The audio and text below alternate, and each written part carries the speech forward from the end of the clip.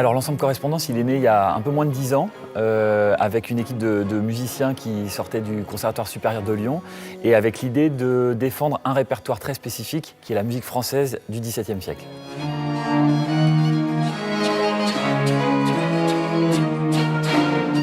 L'ensemble il est en résidence depuis maintenant presque 2 ans au Théâtre à Caen. On aborde avec le théâtre nos tout premiers projets lyriques.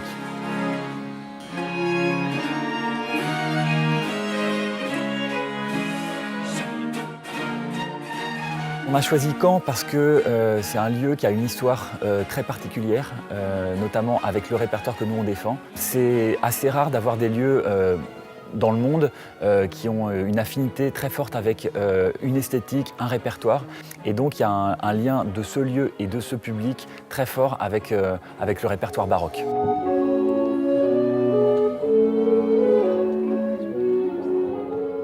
Chaque projet demande des temps de préparation différents. Là, pour un projet scénique comme celui-là, du fait de la longueur du spectacle, qui est 3 heures, du fait du nombre de participants, nombre d'artistes sur le plateau, c'est-à-dire plus de 70, on a un temps de répétition de 2 mois qui est à peu près conforme à l'exigence de ce projet-là. Le Théâtre de Caen, il fait partie de ces endroits où on est très bien pour préparer des projets denses, des projets construits, des projets qui ont vocation à vivre longtemps. Et je dois dire que l'équipe du théâtre et la manière dont on a été accueillis, c'est vraiment les conditions absolument idéales pour des artistes pour préparer des projets d'excellence, on pourrait dire, et de haut niveau.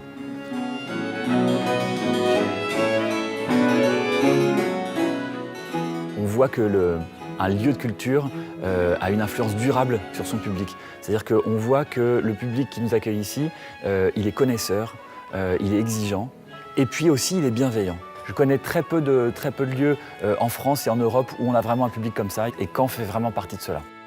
Tcham, wam, tcham, pam, pam. Wam, plutôt un son direct sur la première et plus court.